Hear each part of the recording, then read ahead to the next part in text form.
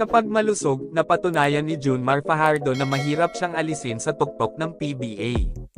Nakuha ng San Miguel Star Bigman ang record na ikapitong PBA Most Valuable Player plum nang pinangunahan niya ang honor roll sa Leo Awards noong Linggo 5 ng Nobyembre, sa Araneta Coliseum.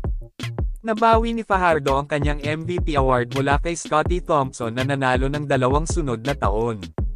Si Fajardo ay nakakuha din ng record-extending na ika-9 na Best Player of the Conference sa Philippine Cup, kung saan siya rin ang nanguna sa Beermen sa titulo kasama ang Finals MVP award.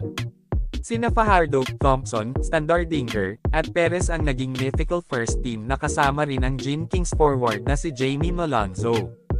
Ang MVP runner-up noong nakaraang season na si Mikey Williams ng TNT ay nakrack ang mythical second team kasama sina Robert Bulik ng Northport, Calvin Abueva ng Magnolia, Arvin Tolentino ng Northport, at Calvin Oftana ng TNT.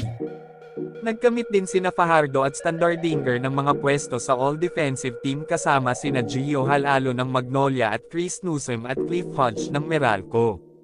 Inangkin ng Converge newcomer na si Justin Arana ang Rookie of the Year honors, tinalo sina Ato Ular ng Blackwater at Brandon Ganuelas-Rosser ng NLEX. Nag-average si Arana ng 9.9 puntos, 7.5 rebounds, at 1.2 blocks habang tinulungan niya ang Fiber Xers na maabot ang playoff sa lahat ng 3 komperensya. Ang pinakabagong Hinebra player na si Maverick Ahanmisi ay nalampasan sina Tolentino at Don Troliano ng NLEX para sa Most Improved Player para sa Converge noong nakaraang season. Nanalo naman si Kevin Alas ng NLEX ng Sportsmanship Award para sa ikalawang sunod na season.